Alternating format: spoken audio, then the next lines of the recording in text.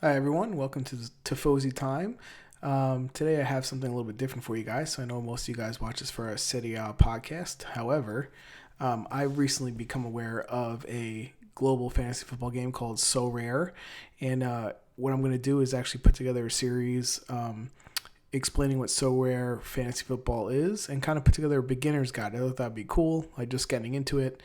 Um, and this series is going to be for people that want to learn more about the platform, what it is, what the game is, and hopefully wants to follow along as we put together a Tifosi Time team and kind of learn and enjoy this game together. So that's going to be the point of this. This is the first video in this series. It's going to be a high level kind of beginner's guide to what the game is, and then we're going to have follow-up videos that really dig into everything from how to create a team on a budget, what the scoring is, the prizes in each one. Really, for people that are thinking about getting into it, it's a fairly new game, so thought this might be a cool addition to the channel. For those of you guys who know, Chris and Dan usually do football manager videos from Twitch, so this is going to be my contribution to the video game soccer football side of it. So let's get into our Sorare fantasy football video.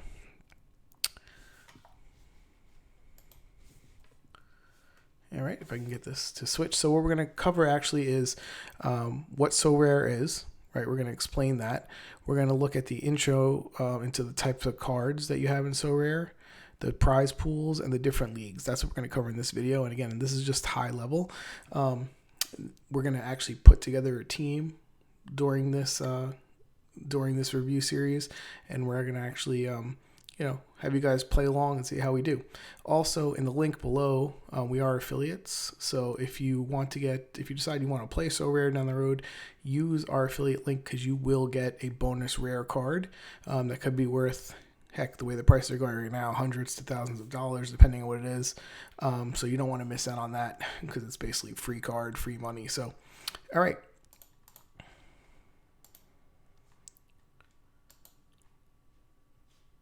So it's getting ahead of us here.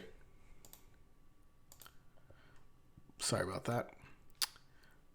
Let's see if I can actually get to stop bouncing around on you guys. So before we get into that, guys, also subscribe if you want to follow along with this and watch us play, learn more about Sorare. Like I said, this is going to be a full course when this is all said and done. So depending on when you watch this video, you might be able to flow directly into in-depth questions asked about Sorare, just one after the other. So like, subscribe so you can follow along with this, and you can actually see how our team does.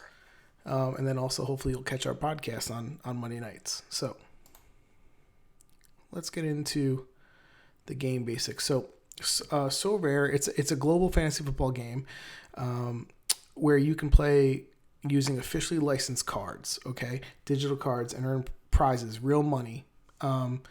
That's paid out in Ethereum, so cryptocurrency, and bonus cards you can win every week depending on how well you do in the game. So the first thing to think about Sorare is that it's a combination fantasy football gambling game because it's obviously with real money, but it's an NFT collectible game. So for those of you guys that aren't aware of what NFTs are, they are non-fungible tokens. They're pretty big right now. There's an NFT bubble, if you will. But NFT collectibles they stand for non-fungible tokens, and they're essentially pieces of digital art or collectible where, they are that you'll own, and it proves ownership, right? So obviously this is combining an element of your fantasy football knowledge, so from a fantasy football perspective, and then also from an NFT collectible perspective of collecting these cards. The company itself, Sorare, I put this on here because it's got some pretty good backing in terms of investors. It raised $50 million. I think that's important because I was recently looking into Football Index, which in the States didn't play, but I saw a few videos, and it seems like what just happened in Football Index was pretty crummy. In terms of the bait and switch that was going on there, it just happened last week. A lot of the people had a lot of money invested in Football Index. And, it's important to know the financials of of this company, since you're going to be potentially putting, real money in there to play and win more money. It's also supported by Ubisoft, which is a huge gaming company, and it has licenses already with 100 plus football clubs, right? So this is something that I think has a lot of legs behind it. And they're adding new football clubs all the time. So I think this is, I don't know much about Football Index, but I think the point of this slide was to let you know that there's solid financial backing behind this company. And it's a fairly new project, so you'd be getting in pretty new at the moment. So let's keep rolling. So here are the game basics, right? So if you play Sorare, what you're going to be doing is you're going to be building essentially a 5-a-side lineups. They call them SO5 or Sorare 5 lineups each week, and you're going to enter them into different leagues depending on the types of cards you have. So you set your lineup. You need to have at least one goalie, one defender, one midfielder, one forward, and then you can put an extra field player in, right, for your 5. You enter the lineups every week into different leagues, depending on what leagues those cards qualify for. So if you have players from, let's say, the J League and the Korean League, then you would qualify for, the Asian League, right? Or if you have from the top 5 leagues, you would qualify from that. They have a global league. They have U23 leagues. So depending on the cards you have, you can enter these leagues every week where you're going to basically be playing for, depending on how your players do in real life, you're going to gain points. And the winners, each of these leagues also pay out different prizes, but they're paid out in Ethereum and in terms of new cards that you would win. And I'll get into the cards a little bit more. But players receive points based on a few different things. So it's how they perform in real life, like any other fantasy game. But each position is scored a little bit different, and we'll get into detailed scoring in another video based on the card type. So the type of scarcity that the card is, which I'll get into another video and a little bit further in this video. The experience points, so how many times that card has been played, whether or not they're a captain, if they're on their current team is that the card was minted in, that's a bonus. We're going to have a full breakdown of this because the scoring is obviously important, but it's a pretty interesting game and it takes a lot of strategy, which is cool. So let's keep going there. So let's talk a little bit about the card types. So when you get started with Sorare, you're going to be given what they call common cards, right? Based on, you go through the little onboarding checklist and they'll give you some common cards and they're going to be given to you. A little hint here, when it tells you to select your 3 favorite clubs, select better clubs because those are typically where you're going to get most of your players from. So if you're a Juventus fan, put down Juventus as one of your favorite clubs because you'll probably get some of their players. And then, so you get your common cards. With those common cards, you're able to play for the first 8 weeks what they call the Rookie League. So you can enter all common cards, right? And you can still win prizes, win additional cards in those Rookie Leagues. And then there's 3 different types of scarcity when it comes to non-common cards. There's rare. These are these red cards right here. So the lit card, they're rare, right? So what that means is any player that has a rare card, there's only 100 of those in the game. Then there's super rare, these blue cards, the Alphonso Davies card in this example is 10 cards. And then you have the unique, which is just 1 card. So obviously, the more scarcity it is, the more valuable the card is, right? And we're going to get into value of cards in a second, but just from a gameplay perspective, each level of card has a different XP level to it, and with that comes a different bonus in terms of points. So the rare, the 100, the ones with 100 copies, the red ones, they go from level 0 to 20 that you can scale up based on how often you play them. And with that, based on their level, you get a bonus of 0 to 10% over what they score.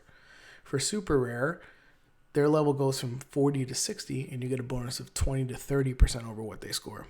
And for unique, they have a level of 80 to 100, and you get a bonus of 40 to 50 over what they score. So, as you can see, the card itself, it's not just the collectible side, but they have a game utility of it as well. So if you have 5 uniques, they're obviously going to score more points just because of the bonus alone. Okay, so that's something to keep in mind. So let's talk about why you would want to own these different types of cards, right? So the primary reasons to buy the card first is the in-game value, which we were just touching upon. So the higher scarcity cards, they get more bonuses, and they will just gain you more points in the weekly contest, which can get you more Ethereum, or win more cards, right? If you score better. So that's the first in-game. Then there's some things that are a little bit subjective, right? So there's collective desirability. So like any other collectible, guys, and this is where, use your head, do your research. Collectability is subjective, and we can talk about more about, the true value of these collectibles down the road. There's different schools of thought, right? But collectability is really different. Depends on the person, right? So it depends on the club of the player, the nationality, how much that player has value to the person owning it or wanting to buy it. Long term, it's hard to project that out, right? It's going to go up and down like any other type of market. So NFTs are hot right now. So, the prices are high. People are flipping cards, making a lot of money. But, that's one aspect. Another aspect of owning the card. The more rare the card you own, obviously the more chance it's going to be worth something in the future. And then there's this third-party game value, which no one's really talking about right now. But the idea behind Sorare is that Sorare plans on being able to apply these cards potentially down the road to other third-party games that use Sorare cards, right? So I would say the most tangible thing, if you want from a fantasy football, fantasy soccer aspect, is this in-game value when you're purchasing your cards, when you're trying to put your squad together to try to win Ethereum, cryptocurrency, or other cards, right? That to me is the most tangible. The collectible desirability, that's yet to be seen because, NFTs, non-fungible tokens, are such a new concept. I think they're here to stay if you guys think Top Shots with the NBA, but pricing is a little hard to figure out. So just keep that in mind. So, each of the leagues, right, you can pretty much play leagues all around the world, but there's also 4 different divisions. So, each division requires a different mix of scarcity in terms of their cards. So Division 4 is the least challenging all the way up to, Division 1. So the higher up you go division, the better the prizes are going to be, the more Ethereum you can get, the better cards you can get rewarded, but you're going to be going against stiffer challengers. And then also you're probably going to have to play more uniques or what have you, depending on the league you're trying to join. So most people get started in Division 4.